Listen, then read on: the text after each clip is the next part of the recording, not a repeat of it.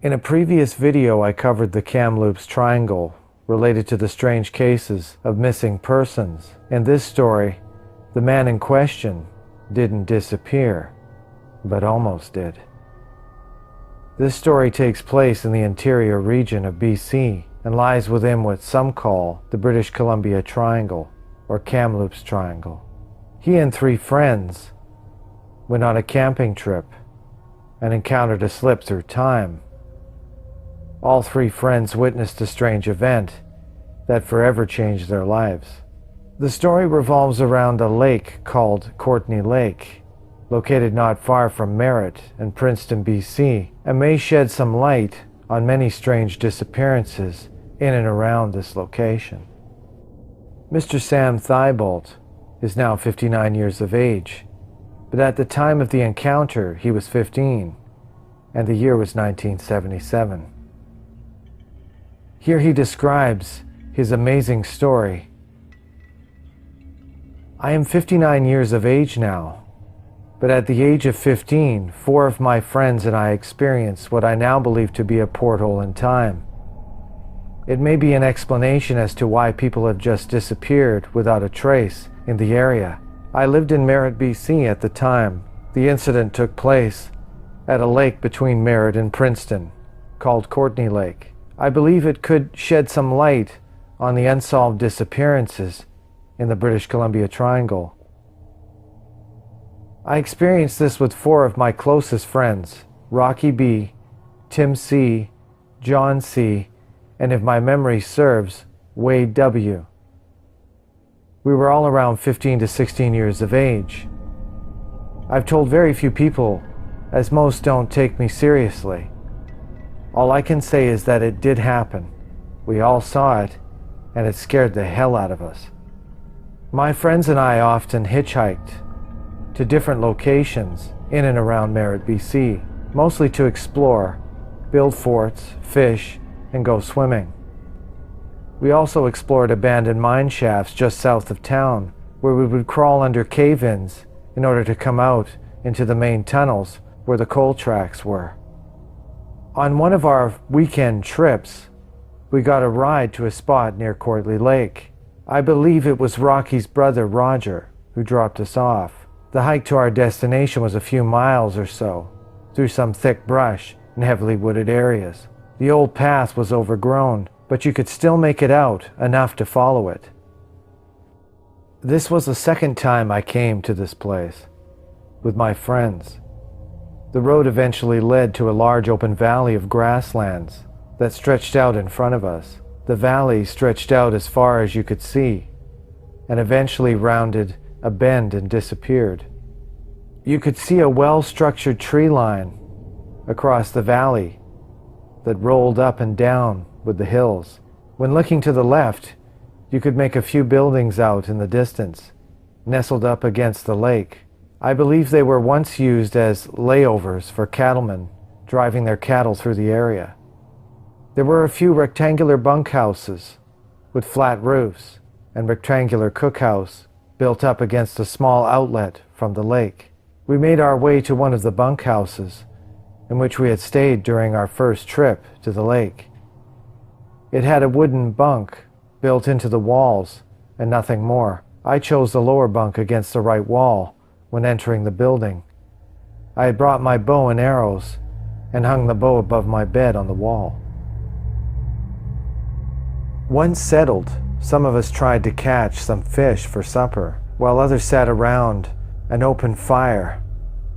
Sometimes when we saw bears and their cubs in the valley, we could chase them back into the trees. The incident happened sometime in the afternoon. What I find strange to this day is why we all decided to gather in the bunkhouse at that particular time, as there was plenty of daylight left, and it wasn't time to bunk down for the night. It all started with some noise coming from outside the bunkhouse. We stood there looking at each other, wondering who could possibly be outside. The bunkhouse was made of logs, and its windows were covered with wooden shutters.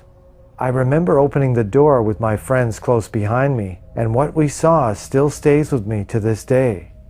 Not because of what it was, but because it hadn't been there minutes before when we filed into the bunkhouse. There were cattle everywhere. I couldn't tell just how many, as there was a thick cloud of dust from their hooves. There were many cowboys that were riding about trying to keep the herd in check. Then one of the riders pulled his horse sideways along the little path that led to the bunkhouse. The only thing between us were the remains of a very old wooden fence without a gate. The stranger looked directly at us. He sat tall in the saddle and was covered in dust. He had a rope in one hand and another tied to his saddle, and a rifle in a scabbard that jutted out visibly. His surprise at seeing us was very apparent. There was something very different about him. He was fully dressed head to toe in what we all grew up thinking cowboys looked like. Everything about him was rugged and hard, as if he'd been doing this for many years. When I met his gaze, I immediately felt very uncomfortable. He continued looking at us for a few moments while he got better control of his horse, as it was rearing up a little, as if it was frightened by our presence. He then jumped off his horse and started to walk towards us. We all panicked, thinking we were trespassing on someone's property and were about to be caught. I slammed the door and we all ran around the room grabbing our gear. I remember grabbing my bow off the wall. We opened the shutters to the back window, facing the lake, and jumped out one by one until we were all out. We ran towards the lake, then took a right and followed a small trail leading behind a small hill overlooking the same area in which we were. I can remember sitting there all huddled together, wondering if they were following us and what type of trouble we were in. After what seemed like 5 minutes, John C. and, I believe, Wade W.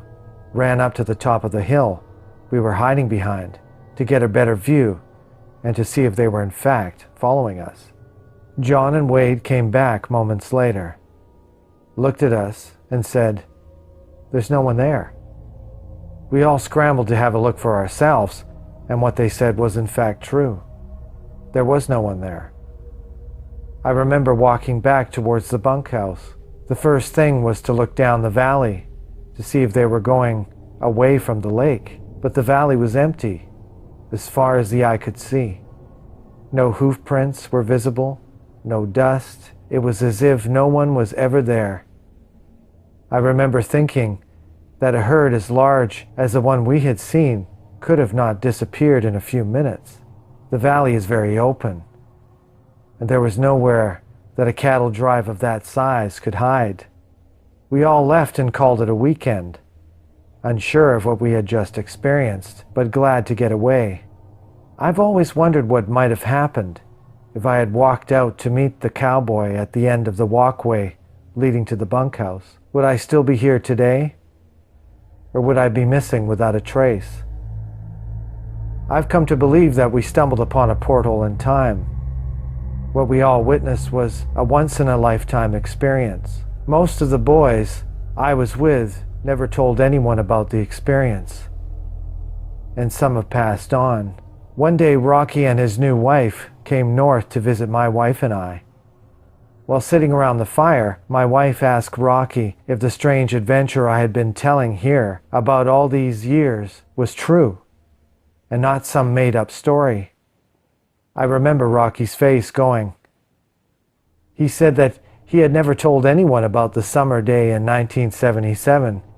He went on to tell his memory of the event to my wife.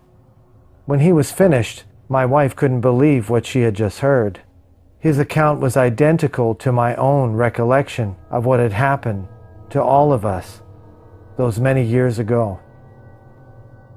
So what can we make of this very interesting and highly unusual encounter? Did Sam have a glimpse into the past, and perhaps if he had walked up to the strange cowboy, would he have disappeared, never to be seen again? And perhaps all of these disappearances of people in and around the area suffered the same fate and vanished into the past, never to be seen again. We'll never know.